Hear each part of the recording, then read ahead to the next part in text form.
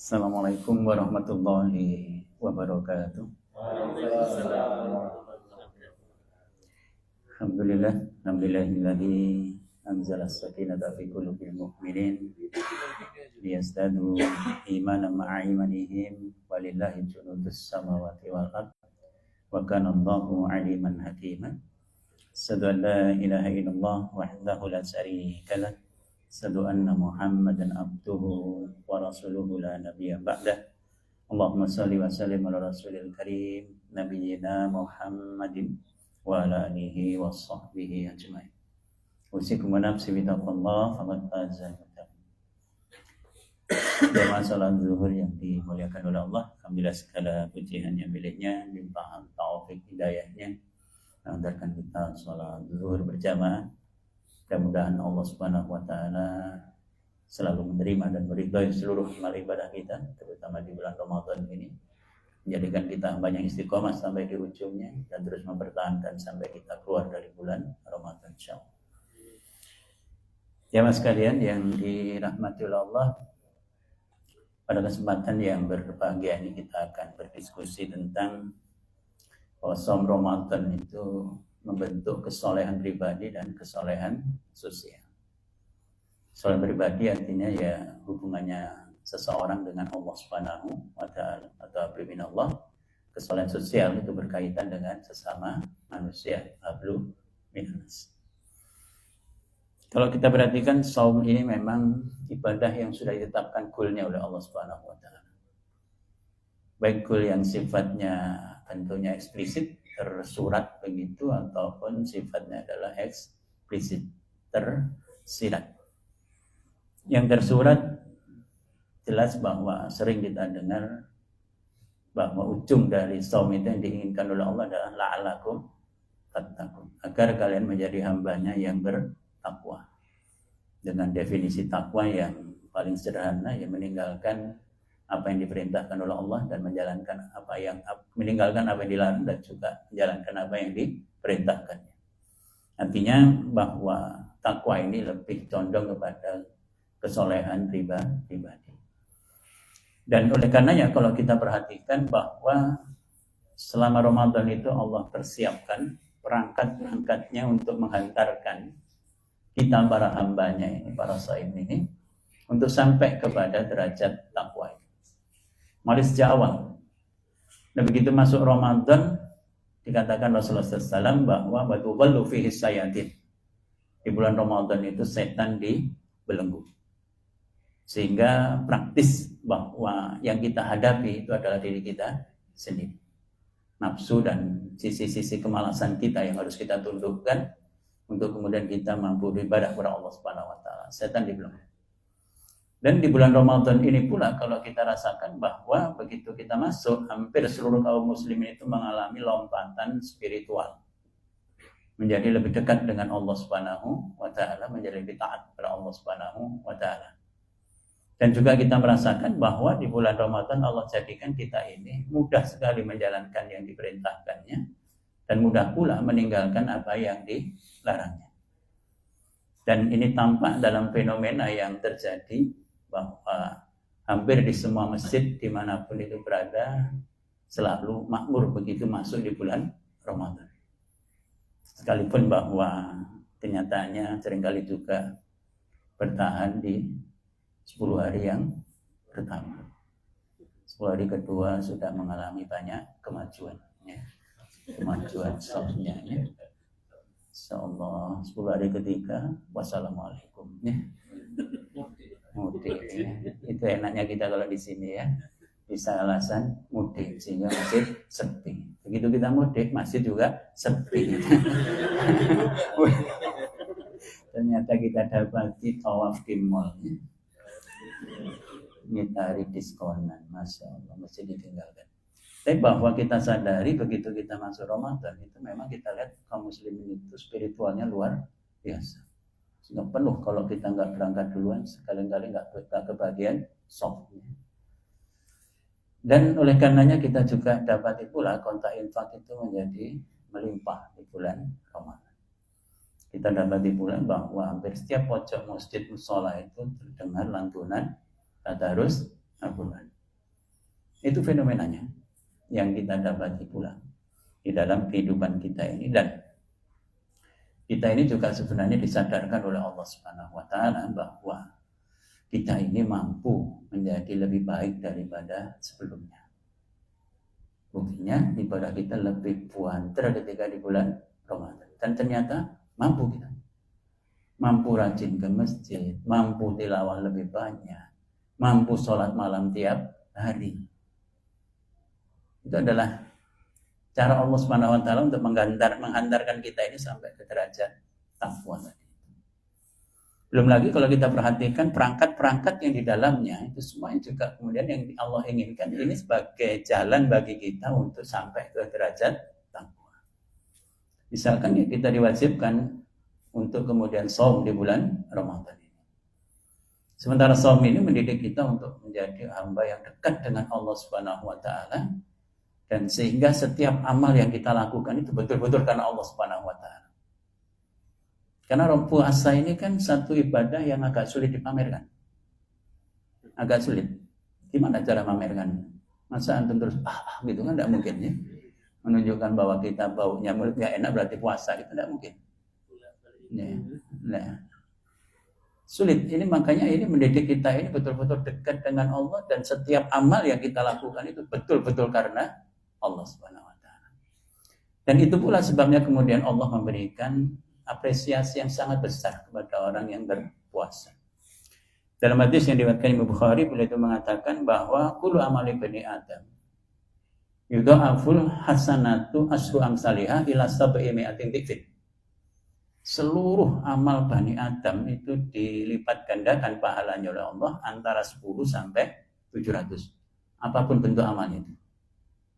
Nah, kemudian Rasul mengatakan kalau Allah Azza wa Jalla, berkata Allah Azza wa Jalla, illa saum fa innahu li wa ana jazi bihi.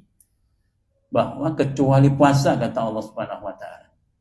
Puasa itu untukku dan aku yang akan mengganjarnya. Artinya puasa ini adalah amal yang pahalanya tanpa batas. Makanya beliau kemudian mengatakan bahwa yada'u syahwatahu wa tu'amahu min ajli, itu karena mereka itu meninggalkan syahwatnya, meninggalkan makannya, itu karena aku, kata Allah SWT. Bukan karena yang lainnya. Sehingga Allah mengganjarnya dengan lipat ganda yang luar biasa tanpa batas. Kalau Imam Ibnu Rajab Al-Hambali dalam kitab beliau Lataiful Ma'arif mendekatinya itu begini. Kenapa kemudian puasa itu menjadi spesial? Sehingga ganjarannya unlimited, karena di ibadah puasa itu seluruh unsur kesabaran itu ada. Sabar menjalankan ketaatan kepada Allah ada dalam puasa. Sabar untuk tidak melanggar aturan Allah ada dalam puasa. Sabar menerima takdir Allah yang kurang menyenangkan ada dalam puasa. Itu sebabnya kemudian Allah mengganjarnya tanpa batas, karena Allah mengatakan di sebuah ayatnya itu bahwa innama yuwaffas sabiruna ajrahum bighairi hisab. Sesungguhnya hanya orang sabar saja yang akan diberikan ganjaran oleh Allah bighairi hisab, tanpa batas. Ini sebuah pendidikan yang luar biasa dari Allah Subhanahu wa taala dengan shaum. Kemudian perangkat yang lainnya kemudian kita disunahkan untuk yang Ramadan.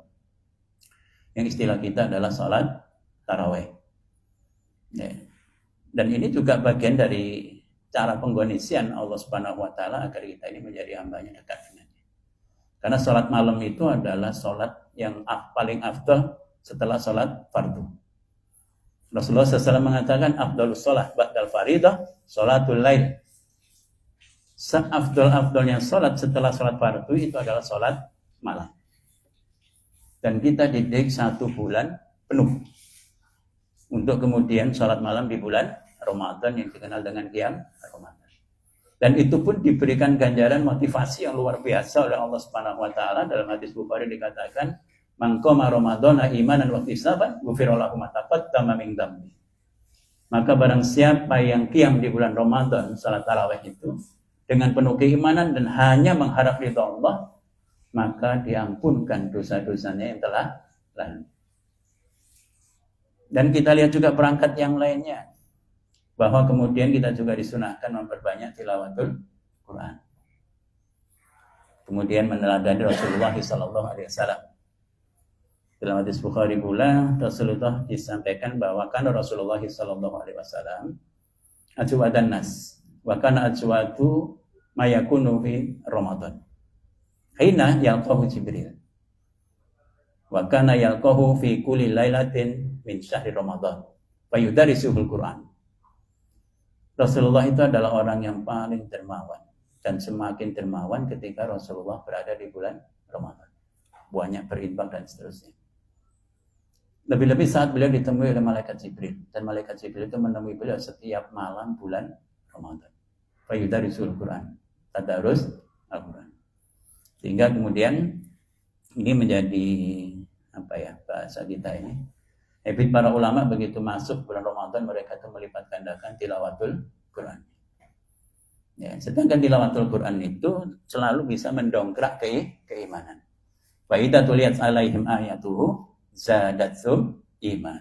Dan ketika dibacakan kepada mereka ayat-ayat Allah maka bertambahlah keimanan. Kemudian kita lihat iktikaf. Ya, 10 hari terakhir Rasulullah SAW itu secara real itu beliau semakin bersemangat justru di belakang. Aisyah radhiyallahu anha dalam hadis riwayat Imam Muslim mengatakan bahwa karena Rasulullah sallallahu alaihi wasallam yastahidu fil asril awakhir ma la yastahidu fi ghairihi. Beliau mengatakan bahwa Rasulullah SAW itu betul-betul mujahadah ibadahnya di 10 hari terakhir bulan Ramadan melebihi hari-hari yang lainnya. Sehingga kalau kita gambarkan Rasulullah masuk Ramadan itu semakin ke belakang itu tensinya semakin naik. Semangatnya semakin naik. Umatnya ini agak beda sedikit ya, beda tipis, cuma terbalik saja. Dari sini semakin ke belakang semakin landai. Ya, kemudian ngilang begitu di 10 hari terakhirnya. Rasulullah SAW luar biasa di belakang dan kemudian ya kita lihat para sahabat juga demikian, semakin ke belakang akhirnya mereka kemudian ya betul-betul totalitas taqarrub ilallahnya itu mendekatkan diri kepada Allah dengan iktikaf di 10 hari yang terakhir. Belum 10 hari betul-betul 10 hari. Ya, dan itu adalah proses yang saya katakan tadi, perangkat yang dibuat oleh Allah Subhanahu wa taala menghantarkan seorang hamba itu kepada derajat takwa, kesolehan pribadi. Ini tujuan yang eksplisit yang pertama tadi bahwa puasa itu akan mendidik, mengkondisikan seseorang untuk memiliki kesolehan pribadi. Nah, secara implisit yang tersirat itu kemudian kita dapati bahwa puasa itu juga syariat ini itu mengkondisikan, mendidik hambanya ini untuk memiliki kesolehan sosial, memiliki kepedulian, suka berbagi. Itu sebabnya kalau kemudian kita menelisik begitu orang itu tidak mampu berpuasa, apakah karena usianya sudah tua, sudah nggak kuat puasa sehingga nggak mungkin ini dikodok di waktu yang lain, nggak mungkin usianya makin muda kan, nggak mungkin ya, semakin lama ya semakin tua. Kalau di hari ini nggak bisa ya pasti di belakangnya malah nggak bisa karena faktor usia ya, atau karena mungkin faktor usia penyakit yang permanen yang sulit diharapkan kesembuhannya, sehingga di tempat lain di hari lain pun agak sulit dia mengkodoknya itu.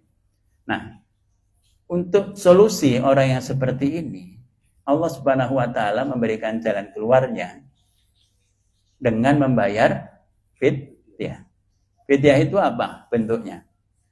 Memberi makan seorang miskin. Ini saya katakan tadi, ini secara tidak langsung mendidik orang itu untuk memiliki sikap kesolehan sosial, berbagi dengan yang lain. Wa 'alal ladzina yutiqunahu fidyatun ta'amu miskin. Dan atas orang-orang yang berat menjalankan puasa, maka baginya membayar fidyah dengan memberi makan satu orang miskin. Bisa bentuknya mentah, bisa bentuknya makanan jadi. Mentah itilaf indal ulama, ada yang mengatakan 1,25 kg. Berdasarkan bahwa satu sok itu dianggap 2,5 kilo. Atau ada yang berpendapat 1,5 kilogram karena dianggap satu soknya 3 kilo. Tapi para ulama menyarankan kalau engkau berikan mentah bentuk beras, iringi dengan lauk pauknya. supaya kena itu sasaran ayat itu, ta'amun miskin itu, memberi makan seorang miskin itu kena gitu. Masa mau ngasih makan cuman nasi tok ya. Maka itu iringi dengan, atau kalau mau lebih praktis ya bentuknya nasi yang sudah jadi, nasi kotak, nasi bungkus lengkap dengan lauk pauknya, berikan itu kepada seorang yang miskin. Satu kali makan, jumhur ulama mengatakan itu sudah mencukupi satu ya, satu kali dia tidak berpuasa. Itu lebih praktis, kasih aja nasi bungkus atau nasi kotak lengkap dengan lauk pauknya. Nah ini saya katakan tadi bahwa ini secara tersirat mendidik kita untuk kemudian berbagi. Memperhatikan saudara kita ini yang kurang beruntung. Kemudian kalau kita lihat lain. Syarat puasa ditutup dengan apa? Syarat puasa ini ditutup dengan zakat fitrah kan? Zakat fitrah, dan itu sifatnya wajib bagi yang mampu, dan ukuran mampunya itu Rasulullah SAW simpel banget. Kalau di hari Idul Fitri dia bisa mengenyangkan perutnya dari pagi sampai malam, maka dia sudah mampu itu. Maknanya. Sehingga dia wajib mengeluarkan zakat fitrah ini. Dan tujuan zakat fitrah ini apa? Untuk menggembirakan fakir miskin. Sehingga sasaran zakat fitrah ini, menurut ulama, kalau menurut saya itu yang paling makul ya, yang paling tepat menurut saya, tapi kan perbedaan itu biasa. Seperti yang diungkap oleh Ibnu Taimiyah, beliau mengatakan bahwa yang berhak menerima zakat fitrah itu bukan 8 asnaf di dalam zakat mal, kata beliau. Karena dalam hadis itu yang disebut Rasulullah adalah seorang yang miskin. Sehingga yang berhak menerima zakat fitrah itu ya satu asnaf saja, itu fakir miskin. Itu yang disampaikan Rasulullah SAW. Beliau mengatakan bahwa disampaikan dalam hadis itu, farada Rasulullah SAW zakat al-fitr. Rasulullah telah mewajibkan untuk mengeluarkan zakat fitrah. Tujuannya apa? Satu, kata beliau, tuhratan lis-shaimin minal lagwi warafas. Untuk mensucikan bagi orang yang berpuasa. Ketika dia berpuasa melakukan sesuatu yang lagha, yang sia-sia atau berkata-kata yang jorok. Disucikan itu dengan zakat fitrah. Sehingga pahalanya menjadi sempurna di sisi Allah Subhanahu wa taala. Yang kedua, kata Rasulullah SAW, batuk makan lil masakin, dan juga untuk memberi makan, mengenyangkan orang-orang yang miskin. Sehingga para ulama mengatakan bahwa zakat fitrah itu sebenarnya tujuannya untuk agar orang-orang saudara-saudara kita ini yang kurang beruntung, begitu masuk di Idul Fitri, itu bisa bergembira sebagaimana pada layaknya orang bergembira di Idul Fitri. Karena zakat fitrah. Intinya lagi-lagi bahwa sebenarnya dorongan kesananya itu apa? Agar kita ini tumbuh kesolehan sosial kita. Memperhatikan saudara kita yang kurang beruntung dari sisi rezeki. Tidak menjadi orang egois, semuanya kita nikmati sendiri. Bab ini Rasulullah SAW itu mengatakan begini. Berbagi itu kan bisa berbentuk sedekah, infak, hadiah dan seterusnya ya. Bahwa dalam hadis Muslim dia mengatakan as-sholatu nurun wa shadaqatu burhanun. Salat itu cahaya. Sedekah itu bukti. Ini para ulama mensyarah, bukti apa? Bukti kebenaran iman seseorang. Dikaitkan dengan hadis Rasulullah yang lain yang diriwayatkan oleh Imam Ahmad, beliau mengatakan la yajtami'u suhun wa imanun fi qalbi rajulun muslim. Tidak mungkin bertemu bercampur antara suh kikir dengan keimanan dalam hati seorang muslim, dalam dada seorang muslim. Artinya nggak bertemu. Kalau imannya masuk, maka sifat suh itu pergi. Artinya kalau orang itu kemudian imannya tebal kuat, nah buktinya itu sedekah, itu maksudnya hadis tadi. Ya. Makanya Allah Subhanahu wa taala mengatakan wa may yuqasuha nafsihi fa ulaika humul muflihun. Barang siapa yang dibebaskan oleh Allah dari sifat kikir, maka orang inilah yang beruntung dalam kehidupannya. Di dunia wal akhirah. Jadi intinya bahwa kemudian pada tahap yang satu ini, kita ini dididik oleh Allah SWT secara tersirat dengan puasa ini agar memiliki kesolehan sosial. kepedulian terhadap yang lainnya. Ya, artinya bahwa kalau dua-duanya ini bisa tercapai itu sangat luar biasa. Mengenai tentang berbagi ini, ya terakhir mungkin ini, kalau Ramadan ini panjang-panjang saya takut mengganggu kehusukannya. Rasulullah SAW mengatakan dalam sebuah hadisnya, beliau mengatakan, man nafasa'an mu'min kurbatan min kurabid dunya. Barang siapa yang menghilangkan kesusahan dari seorang mukmin di antara kesusahan-kesusahannya di dunia, nafasallahu anhu kurbatan min kurabi yaumil qiyamah. Maka Allah akan hilangkan satu kesusahan baginya di antara kesusahan-kesusahan di yaumil qiyamah. Kemudian beliau menyebutkan lagi, man yasara ala mu'sirin yasarallahu alaihi fid dunya wal akhirah. Barang siapa yang memberikan kemudahan kepada orang yang kesulitan, maka Allah akan memberikan kemudahannya di dunia dan di akhirat. Man satara musliman satarahullahu fid dunya wal akhirah. Barang siapa yang menutup aib seorang muslim, maka dia akan ditutup aibnya oleh Allah di dunia dan di akhirat. Kemudian dari situ beliau mengatakan menutupnya, wallahu fi aunil abadi maka na'abadu fi aunil akhi. Beliau mengatakan bahwa Allah tetap akan selalu menolong seorang hamba selama hamba itu mau menolong saudaranya. Jadi kalau kita ini mau mendapat pertolongan dari Allah Subhanahu wa taala dalam seluruh urusan kita, banyak-banyaklah kita ini menolong saudara kita. Maka impact-nya Allah memberikan garansi, memberikan jaminan kepada kita akan mendapatkan perlindungan, pertolongan dari Allah Subhanahu wa taala. Jadi jamaah sekalian yang dirahmati Allah, itulah yang kemudian sebenarnya diinginkan oleh Allah Subhanahu wa taala, output-nya dengan kita menjalankan saum Ramadan ini selama 1 bulan penuh, bahwa kita ini akan memiliki kesolehan pribadi dengan menjadi terbiasa mendekatkan diri beribadah kepada Allah Subhanahu wa taala, dan kata kuncinya tadi adalah istiqomah, ya, sampai di ujungnya. Jangan ditinggalkan begitu saja prestasi yang sudah kita ukir selama hari keberapa ini? Hari keberapa sekarang? 15 ya. Ada yang 16 enggak? Ada 14 ya. Ada yang 14, ada yang 15 ya. Dua-duanya benar ya. Yang nggak benar nggak puasa. Ini prestasi yang sudah bisa kita ukir sampai detik ini, maka pertahankan ya, sebagai sebuah renungan saja, bahwa Rasul pernah mengatakan amali ilallah ta'ala adawamuha wa inqallah. Amal yang paling dicintai oleh Allah SWT adalah amal yang mampu dipertahankan kontinuitasnya, keistiqomahnya, meskipun itu kecil.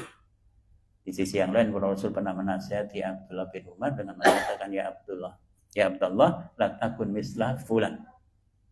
Wahai Abdullah bin Umar, jangan kau seperti fulan, itu katanya. Nah, beliau mengatakan, kenapa tidak seperti fulan? Ya, karena yakumul lail, fataroka qiyamul lail. Awalnya dia itu rajin qiyamul lail, setelah itu ditinggalkan sama sekali qiyamul lail. Sehingga dua hadis ini disimpulkan oleh para ulama bahwa Allah itu lebih cinta amal yang sedikit tapi acet daripada banyak setelah itu ditinggalkan sama sekali.